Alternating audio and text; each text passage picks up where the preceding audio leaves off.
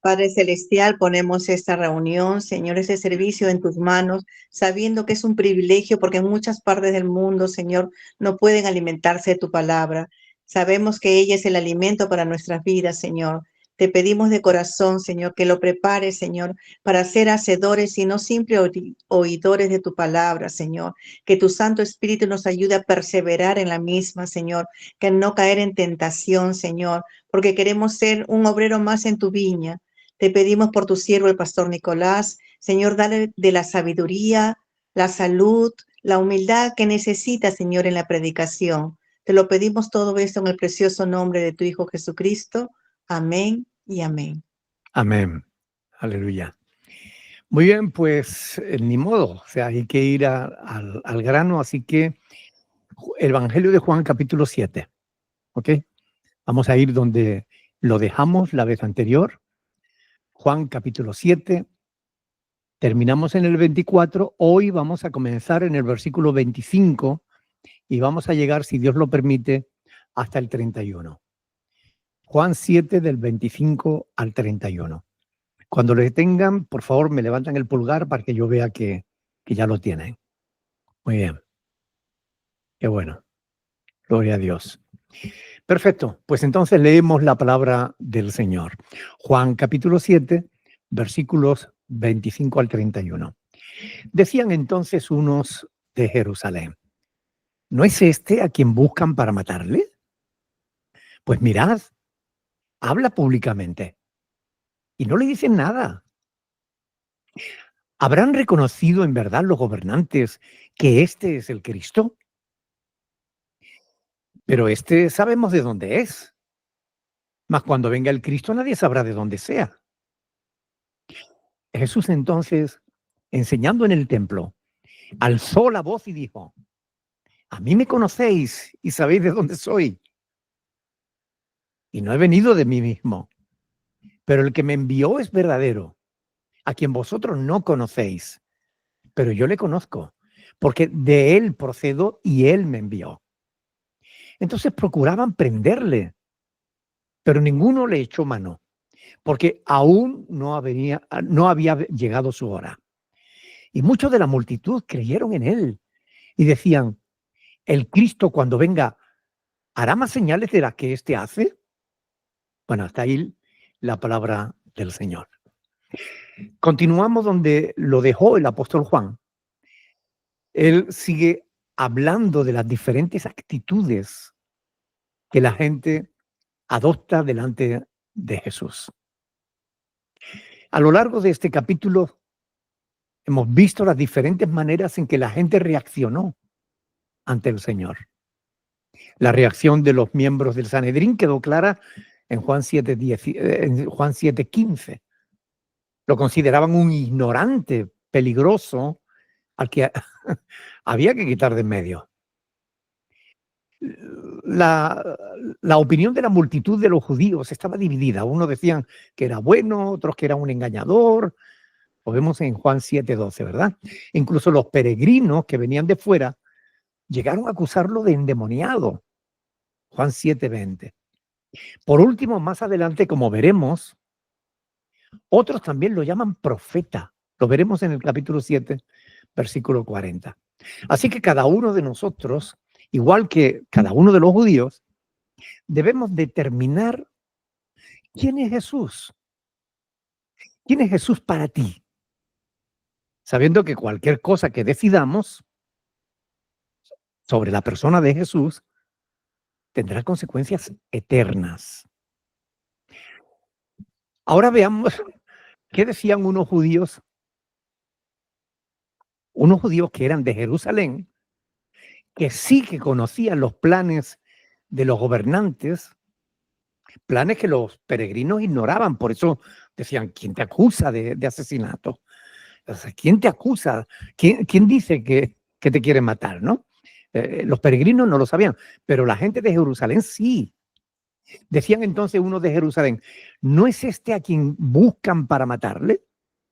Fíjense cómo está clarísimo, ¿no? Estos sí que sabían que la acusación de asesinos que el Señor Jesús hizo contra los gobernantes de la ciudad eran ciertas. Él no había mentido.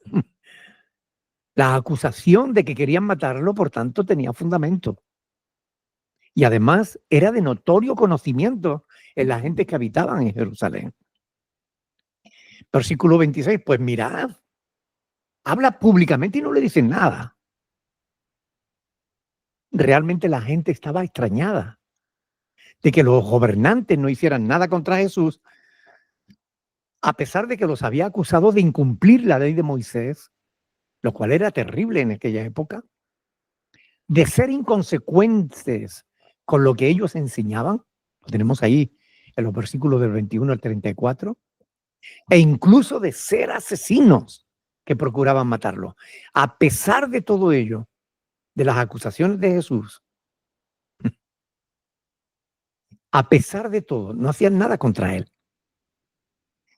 A pesar de los planes de los gobernantes, allí estaba Jesús, enseñando en el templo públicamente, y no se atrevían a levantar las manos contra él. Es normal que la gente se preguntara, ¿habrán reconocido en verdad los gobernantes que este es el Cristo? Al parecer, esto es todo lo que a la gente le interesaba, la opinión de los gobernantes. Porque los gobernantes tenían la potestad de expulsar a alguien del templo o de la sinagoga, lo cual era considerado un castigo terrible en Israel, porque suponía algo así como el destierro. En Juan 9:22 leemos que esto dijeron sus padres porque tenían miedo de los judíos, por cuanto los judíos ya habían acordado que si alguno confesase que Jesús era el Mesías, fuera expulsado de la sinagoga. Ahí en ese versículo, Juan 9:22, se habla de los padres de aquel que, habiendo nacido ciego, Cristo lo sanó. Y los gobernantes estaban haciendo una investigación minuciosa porque querían acusar a Jesús. Pero en pasajes como estos podemos comprobar el miedo que la gente, tenía de ser expulsado de la sinagoga o del templo. Como veremos más adelante, aquel pobre hombre que fue sanado de ceguera, una ceguera que tenía desde nacimiento, desde que nació, Cristo lo sanó. Ese pobre hombre al final lo expulsaron de la sinagoga, del templo. Todo simplemente porque no pudieron rebatir sus argumentos. Pero bueno, eso ya lo estudiaremos cuando lleguemos a Juan capítulo 9. Ser expulsado era una auténtica acusación era una auténtica tragedia. Suponía el rechazo del pueblo. Nadie quería acabar de ese modo. Por eso no entendía cómo, ante acusaciones tan graves como las que Jesús había lanzado contra los gobernantes, estos no se atrevieran a expulsarlos del templo. Y es más, que le permitiesen seguir enseñando públicamente. Por eso se preguntaban si los mismos sacerdotes habrían reconocido en verdad que Jesús es el Cristo. Lo curioso es que los estudiosos del hebreo antiguo afirman que la pregunta está hecha de modo retórica. Es decir, esperaban una respuesta negativa, porque no podían creer que los gobernantes hubieran creído en Jesús. Sin embargo, cuando lleguemos al capítulo 12, comprobaremos que aunque el pueblo no fuera capaz de creerlo, de verdad algunos de los gobernantes sí que creyeron en Jesús. Aunque por el temor a ser expulsados del templo, no lo reconocían abiertamente.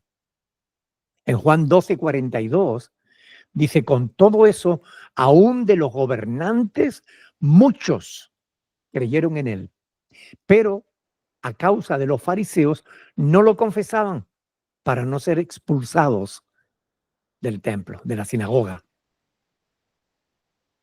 Mucha gente hoy en día, hermanos, actúa del mismo modo. que aquellos gobernantes.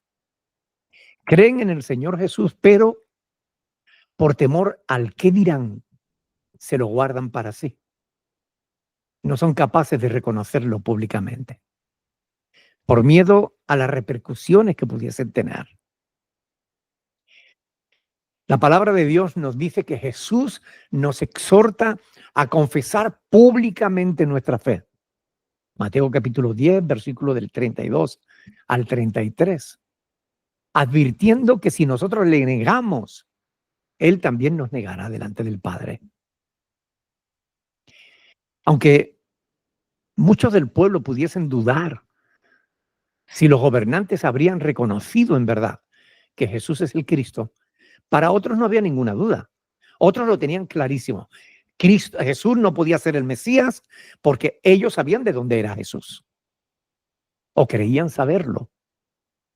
Pensaban que Jesús era de Nazaret. Y se suponía que no debía saberse de dónde iba a venir el Mesías. Versículo 27. Pero sabemos de dónde es. Mas cuando venga el Cristo, nadie sabrá de dónde sea. Esta gente estaba realmente confundida. Conocían la vida de Jesús o creían conocerla, porque como digo, pensaban que nació en Nazaret de Galilea, hijo de José y de María. Ya lo vimos en Juan capítulo 6, versículo 42, donde decían, ¿no es este Jesús el hijo de José, cuyo padre y madre nosotros conocemos? También en Juan 7:41 veremos que otros decían, este es el Cristo, pero algunos decían, ¿de Galilea ha de venir el Cristo? Porque pensaban que Jesús era de Nazaret. No sabían que Jesús había nacido en Belén.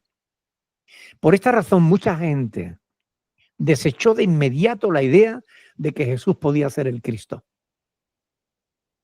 Esa gente crítica de Jerusalén estaba llena de presunción, de error, debido a su incredulidad y sobre todo debido a su falta de conocimiento de las Sagradas Escrituras y de la vida de Jesús. Pero ellos se fundamentaban en un silogismo. Un silogismo es un argumento que consta de 3 proposiciones. Una premisa mayor, una premisa menor y una conclusión. El silogismo de ellos era el siguiente. Premisa mayor, nadie sabrá de dónde procede el Mesías. Premisa menor, sabemos de dónde nace Jesús. Conclusión, Jesús no puede ser el verdadero Mesías. Dadas que la premisa mayor y menor, pues la conclusión viene por sí sola. El problema es que la premisa mayor era falsa. Y resulta que la premisa menor también era falsa.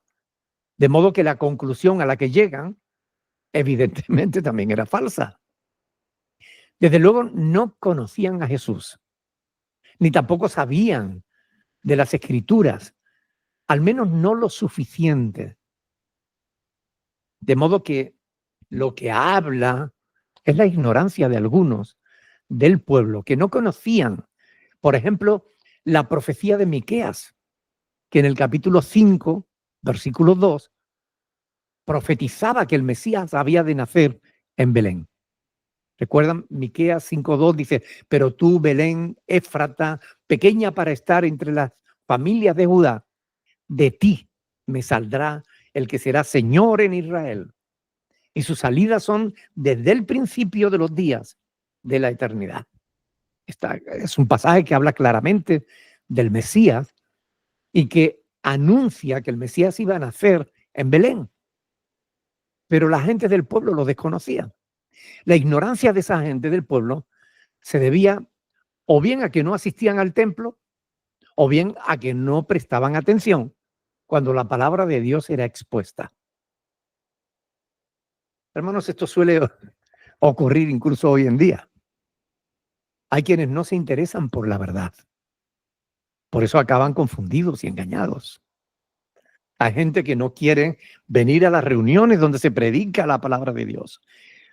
No quieren aprender, no quieren ser discípulos, no quieren que nadie les enseñe. Creen que saben lo suficiente y que no necesitan que nadie les enseñe. Al final, lógicamente, lo que demuestran con sus palabras y acciones es que son unos ignorantes. Ahora, sea como fuere, estos judíos que vivían en Jerusalén debían conocer las profecías relacionadas con el Mesías. Sin embargo, es evidente que no las conocían. Pensaban que nadie sabría de dónde vendría el ungido de Jehová. Aunque en realidad los escribas y los fariseos, gobernantes de Israel, sí que lo sabían. En Mateo capítulo 2, y quiero que lo leamos, Mateo capítulo 2, versículos del 4 al 5. Pueden buscarlo y cuando lo tengan me levantan el pulgar para que sepamos que ya lo tienen. Mateo capítulo 2, versículo 4 y 5. Ok, muy bien. Dice, cuando Jesús nació en Belén de Judea, en días del rey Herodes, vinieron del oriente a Jerusalén unos magos, diciendo, ¿dónde está el rey de los judíos que ha nacido? Porque su estrella hemos visto en el oriente y venimos a adorarle. Oyendo esto, el rey Herodes se turbó y toda Jerusalén con él.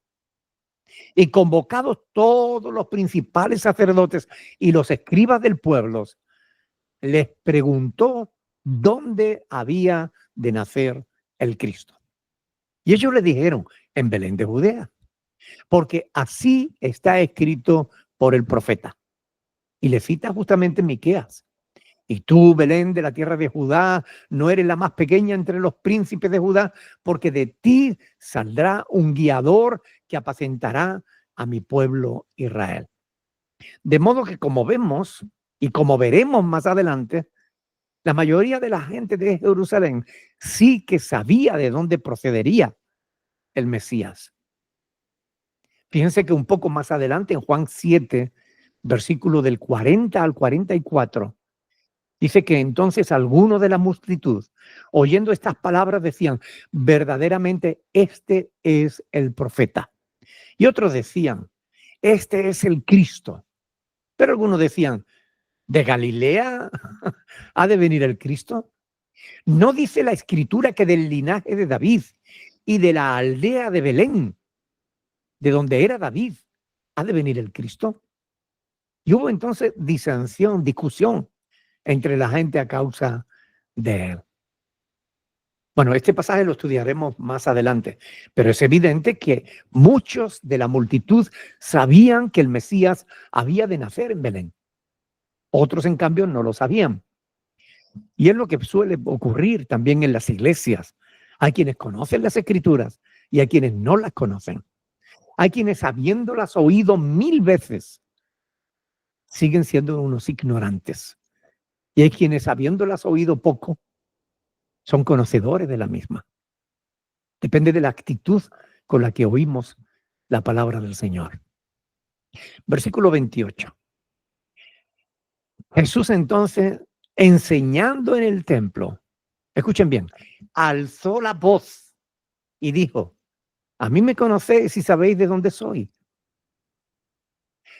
Fíjense que esta frase, a mí me conocéis y sabéis de dónde soy, no es afirmativa en el original, sino que Jesús está dando a entender justamente lo contrario a lo que está diciendo. Es decir, él estaba hablando de manera irónica. Así que me conocéis y sabéis de dónde soy. Está dando a entender justamente lo contrario a lo que ellos creían. En la Biblia textual y en la Nueva Versión Internacional pone la frase entre signos de admiración diciendo, con que ustedes me conocen y saben de dónde vengo. Así que Jesús lo que está es ridiculizando la idea de que aquellos judíos conocieran realmente quién era él o de dónde venía. Poco más tarde Jesús afirmará claramente que la gente no lo conocía ni sabía de dónde venía. Vean conmigo Juan capítulo 8, versículo 19. Juan capítulo 8, versículo 19.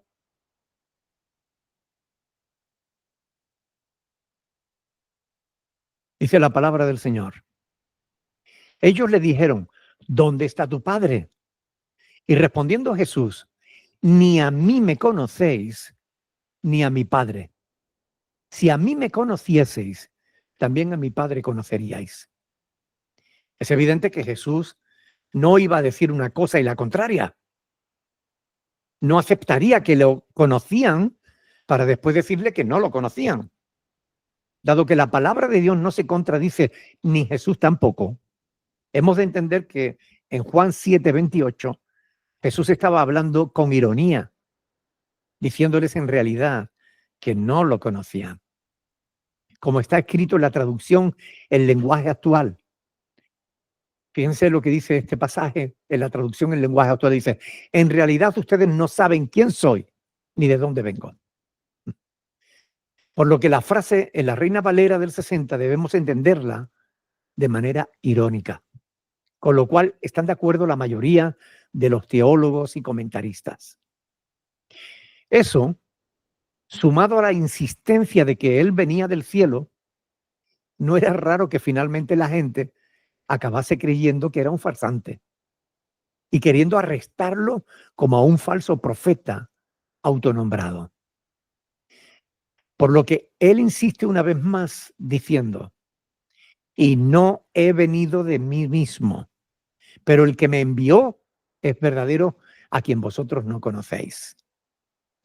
De modo que Jesús continúa insistiendo en que él había sido enviado del Padre, como había dicho anteriormente en Juan 5:30 y en 6:46, y continuará diciendo en Juan 8:28 y en 12:49 y en el 14:10 y en el 16:27 y en el 17:8.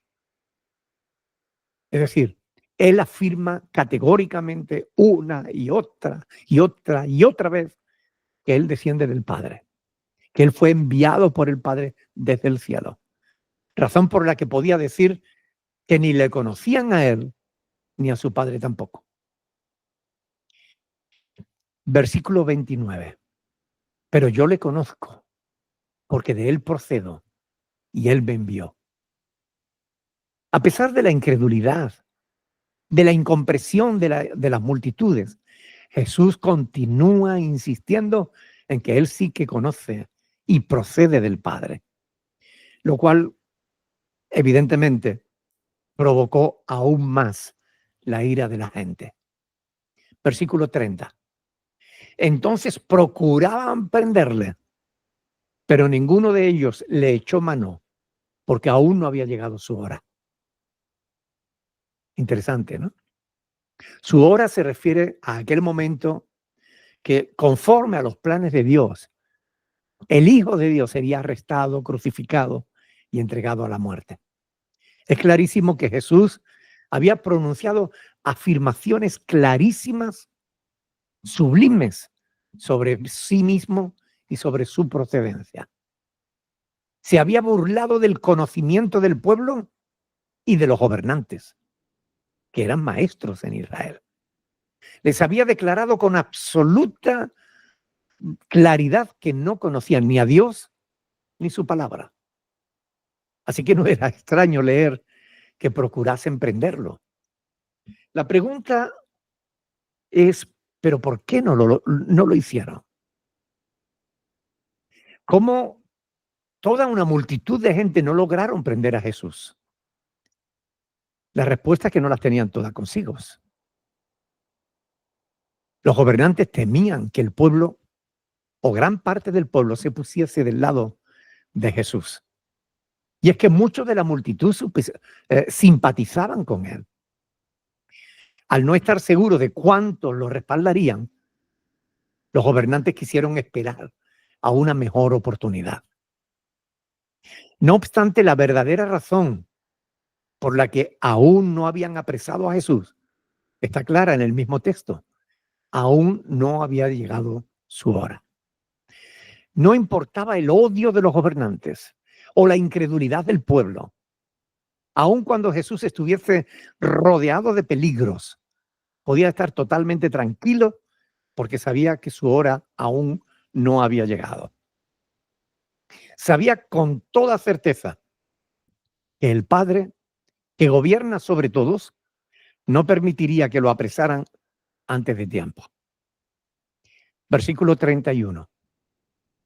Y muchos de la multitud creyeron en él y decían, ¿el Cristo cuando venga hará más señales que las que éste hace? Estas personas que habían creído en Jesús lo tenían claro. Las señales, prodigios y milagros que Jesús realizaba eran una clara demostración de que él era un ungido de parte de Dios. No solo sus milagros, sino sus enseñanzas, su testimonio, dejaban claro que no era un ser común. Él era el Mesías que ellos esperaban. Pero no hay que confundirse, hermanos. Ellos no veían en Cristo al Cordero de Dios que quita el pecado del mundo. Más bien ellos veían en Jesús a un líder político que podría librarles de la opresión de Roma. Se basaban en el poder que habían visto que Jesús era capaz de manifestar y en los relatos maravillosos que de él se contaban. Conocían la Biblia hebrea, el Antiguo Testamento, y lo que el profeta Isaías había escrito sobre lo que haría el Mesías cuando llegase. Por ejemplo, el profeta Isaías dice, entonces los ojos de los ciegos serán abiertos y los oídos de los sordos se abrirán. Entonces el cojo saltará como un ciervo y cantará la lengua del mudo, porque aguas serán cavadas en el desierto y torrentes en la soledad. Isaías capítulo 35, del 5 al 6.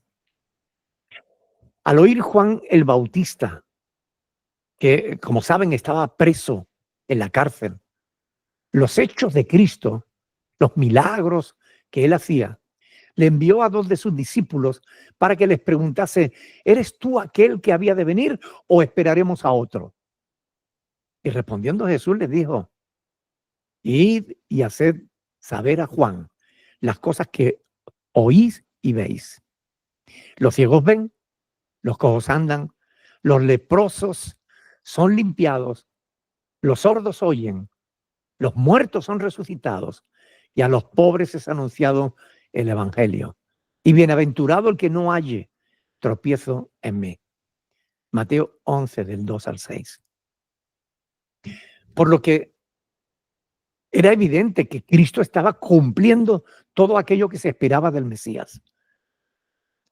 Y muchos judíos estaban dispuestos a reconocerlo como el Mesías prometido si él los guiaba a la victoria sobre sus enemigos. Hasta el día de hoy hay personas que se acercan a Jesús no porque reconozcan en Cristo al Salvador, sino y no porque estén dispuestos a adorarlo porque les pueda perdonar sus pecados y concederle la vida eterna, no, sino porque ven en él a alguien que les puede beneficiar de algún modo. ¿Cuál es el motivo por el cual tú sigues al Señor? ¿Realmente tú sigues a Cristo porque Él es quien perdona tus pecados, pagó por todas tus culpas? ¿Sigues a Cristo porque Él te promete la vida eterna? ¿Sigues a Cristo porque crees que Él es el Hijo de Dios? ¿O simplemente porque esperas algún milagro de Él? Cada uno de nosotros tenemos que hacernos estas mismas preguntas. Debemos meditar y profundizar a fin de que seamos capaces de discernir cuáles son las verdaderas motivaciones de nuestro corazón. Las motivaciones del pueblo estaban divididas. Unos creían una cosa, otros creían otra. Los gobernantes creían una cosa, otros creían otras. ¿Qué crees tú de Jesús? ¿Recuerdan cuando Jesús pregunta a sus discípulos, ¿quién dicen que es el Hijo del Hombre? Y unos que Juan el Bautista, y otros que un profeta, que Elías, y otros que... Jesús les preguntó, ¿y vosotros? ¿Quién creéis que soy? Todos y cada uno de nosotros tenemos que responder esa pregunta. Oremos y pidamos a Dios que nos ayude a entender quién es Jesús realmente. Porque necesitamos depositar fe y confianza en Él, porque es el único que nos puede salvar. Porque no hay otro nombre bajo el cielo dado a los hombres en quien podamos ser salvos. Solamente en Cristo, solamente en Él. Amén. Oremos. Pidámosle a Dios que nos ayude a entender quién es Jesús. Alguien que quiera orar, por favor, en nombre de todos los demás. Padre, te queremos dar gracias, Señor, por esta enseñanza, Señor. Tú nos haces esa pregunta, Señor, ¿por qué te seguimos, Padre? En mi caso, Señor, te sirvo por agradecimiento, Señor, por haberme rescatado de una vida, Señor, en la cual no iba a ser digna para mi familia, Señor. Gracias, Padre, te quiero dar gracias por este día, por estas enseñanzas, por usar al pastor, Señor, para poder compartir tu palabra. Gracias, Padre, por sé que tu palabra nos regresa, Padre. Gracias porque cada día, Señor, tú restauras nuestras vidas, nuestras familias, Señor, te la entregamos a ti, Señor. En el nombre de tu Hijo Jesús, te queremos solamente agradecerte, Señor, agradecerte por todo lo misericordioso que tú eres.